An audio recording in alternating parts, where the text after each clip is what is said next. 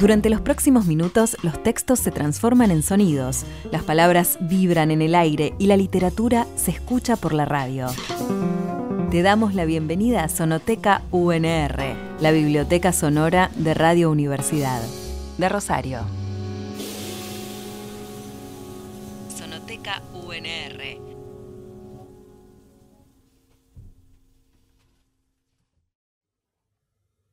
El primer cadáver que vi fue el de mi abuela. Sentí un alivio muy grande cuando mamá me avisó de su muerte. Yo estaba en el patio de la escuela, regaba la huerta, hacía mucho tiempo que no llovía. La abuela llevaba varios meses postrada en la cama. Había perdido la memoria, la fuerza y la carne. Mantenía los ojos mirando la pared húmeda y descascarada de la pieza, apenas si los movía para seguir el trayecto de una araña que salía de los cascarones del revoque saltado. No respondía preguntas ni comentarios y se alimentaba por una manguera que el médico le había puesto en la nariz. Yo me encargaba de alimentarla. Mamá me había impuesto esa tarea. Sola con todo no puedo, había dicho. Mi abuela siempre comía lo mismo, un puré empalidecido. Mamá mezclaba remedios, papas, calabazas y trozos de carne triturada. Desprendía un olor farroso que aspiraba sin querer. Mamá lo servía en un plato y me daba una jeringa grande. Yo llevaba eso en una bandeja de aluminio, como esas que hay en los hospitales, con forma de riñón. Odiaba darle de comer a mi abuela. La sentaba al borde de la cama y las patas le quedaban colgando. Eran como dos ramas secas y los pies como raíces podridas, las uñas largas y duras. Más de una vez ayudé a mamá a cortárselas. Todavía tengo el crujido de las uñas acá. Cargaba la jeringa con ese menjunje, la conectaba en la manguera y le pasaba de a poco la comida. La jeringa solía taparse y tenía que hacer mucha fuerza para que pasara. Era una sensación extraña porque mi abuela abría los ojos bien grandes y movía la lengua pastosa. Era el único momento en que me miraba. Nunca supe si esa mirada era de agradecimiento o de qué. Lo cierto es que sus ojos celestes me incomodaban mucho. A veces la abuela clavaba la mirada atrás mío y levantaba las cejas como asombrada de lo que estaba viendo. Yo giraba, pero solo me encontraba con los cascarones saltados de la pared. Era verdad, mamá no podía con todo. Yo tenía 9 años y había cosas que no podía hacer, como acarrear baldes de 20 litros cargados de agua que mamá traía del corralón municipal.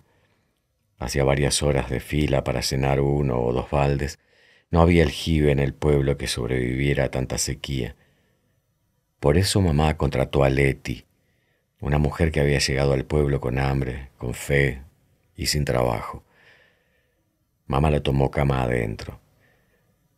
La Leti fue la encargada de convertir la pieza en una especie de santuario. Velas rojas y negras, estampitas de santos raros por todas partes. El que más me llamaba la atención era uno que estaba sobre la mesa de luz y al que ella siempre le rezaba. Era una especie de San Cayetano, pero con el fondo de los ojos rojos y con una túnica negra que lo cubría. La Leti prendía un ramo de hojas que hacían mucho humo y dejaba un aroma dulce que por momentos tapaba el olor picante del pis acumulado en el pañal de mi abuela. Un ramo de laureles secos colgaba en el espaldar de la cama de bronce. La ventana siempre abierta. Esperaba un milagro del sol. Eso decía la Leti. Dios la bendiga, dijo cuando mamá le dio el visto bueno y colgó un rosario con bolitas de plástico en el cuello arrugado de mi abuela. Esas bolitas eran la cara del santo de la estampita. Desde la llegada de la Leti empecé a dormir en la pieza que le habíamos asignado a mi abuela. Según mamá, la Leti necesitaba estar cómoda y con todos los bártulos con los que había llegado, con la abuela iba a estar muy apretada.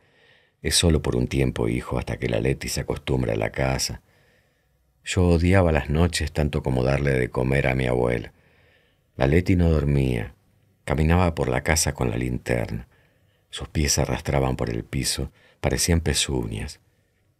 Iba a la cocina, arrimaba una silla a la ventana que daba al patio de atrás y ahí se sentaba.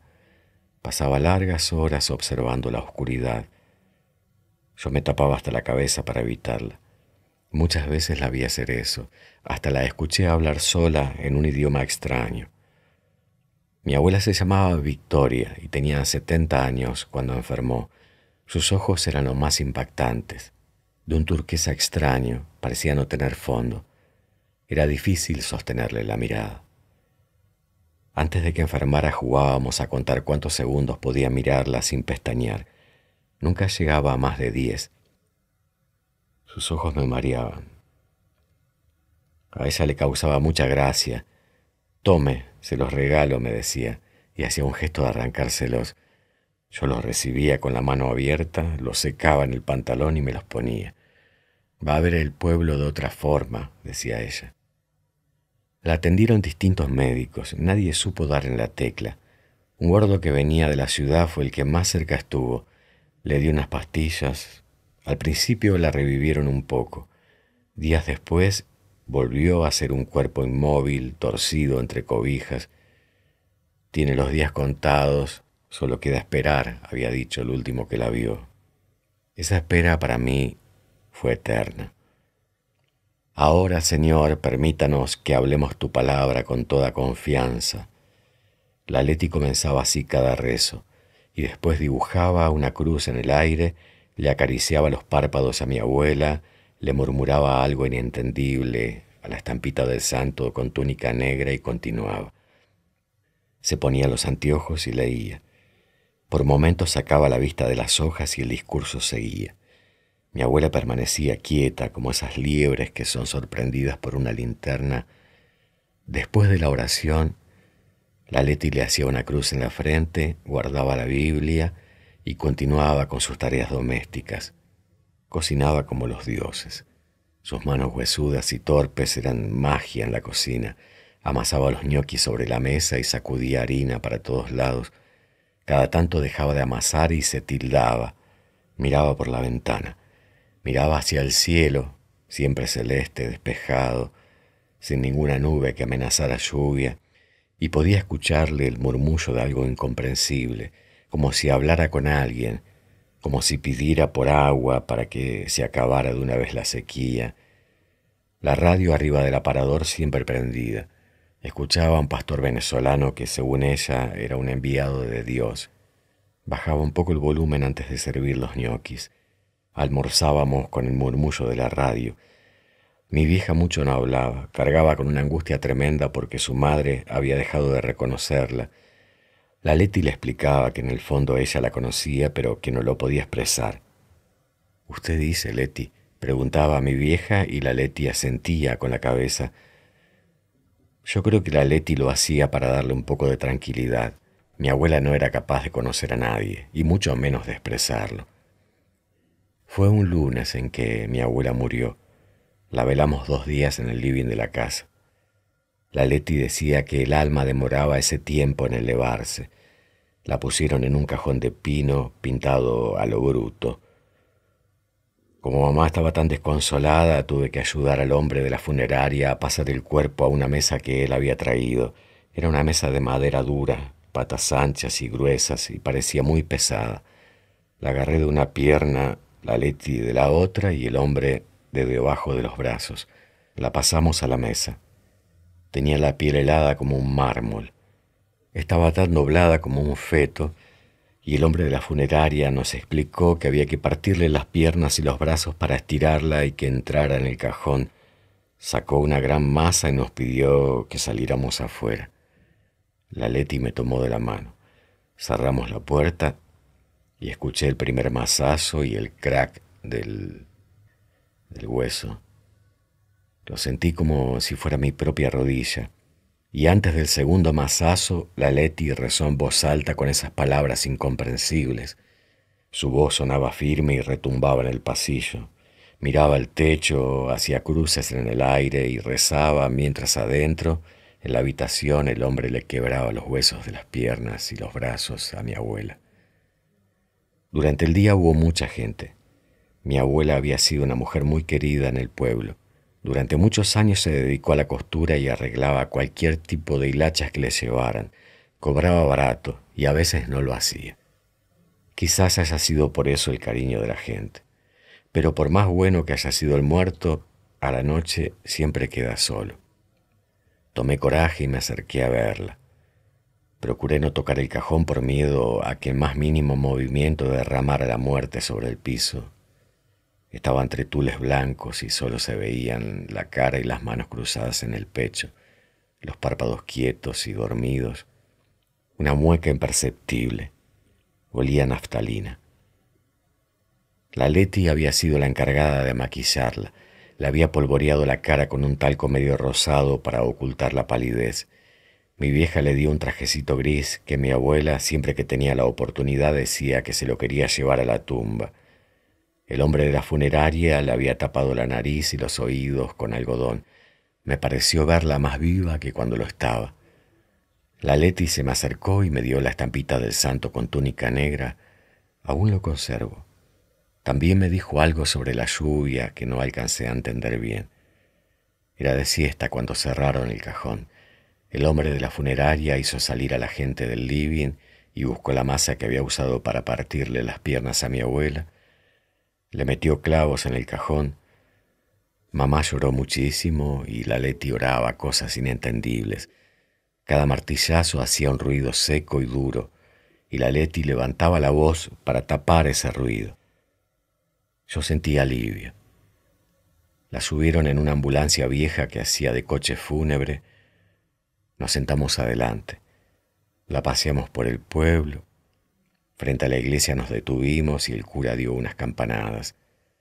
Después agarramos el camino de tierra que bordea las vías y la llevamos al cementerio.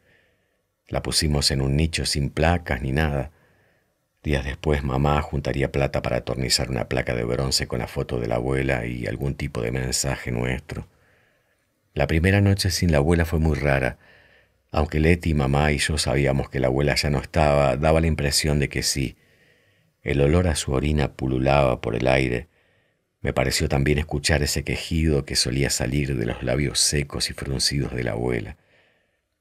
Habíamos terminado de comer cuando la Leti habló. «Hay que llevarlo», dijo, mirando a mamá. «Usted dice que está preparado». La Leti asintió con la cabeza y me mandó a bañar. Obedecí como siempre que mamá o la Leti me daban una orden.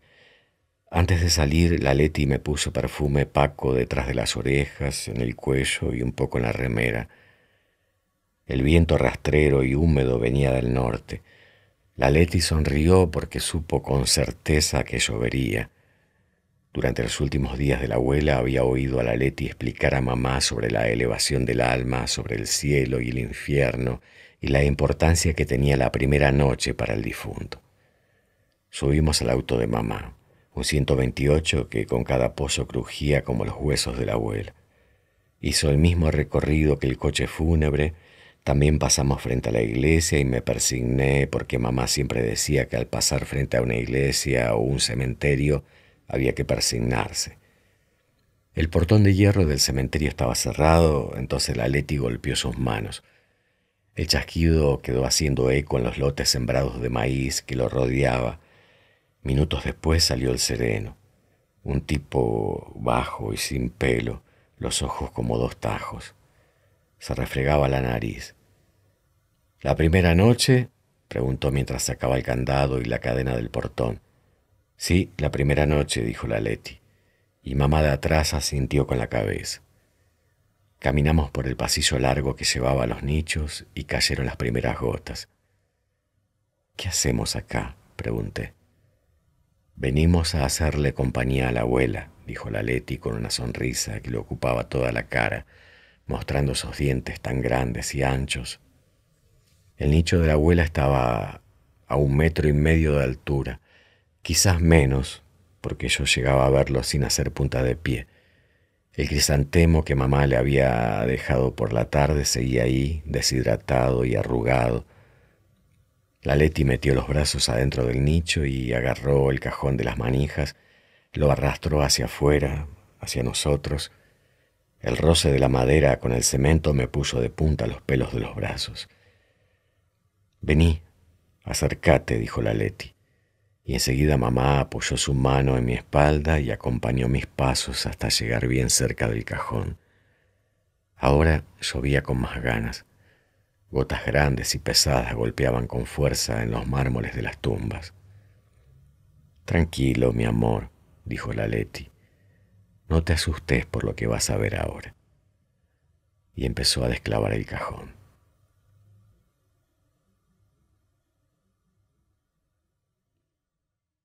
La primera noche de los muertos, de Miguel Ángel Barroso. Lo que acabas de escuchar forma parte de Sonoteca UNR, una producción de Radio Universidad de Rosario. Lectura y realización, Guillermo Peñalves. Selección de textos, Federico Aicardi. Entérate de todo lo que hay en nuestra sonoteca en radio.unr.edu.ar.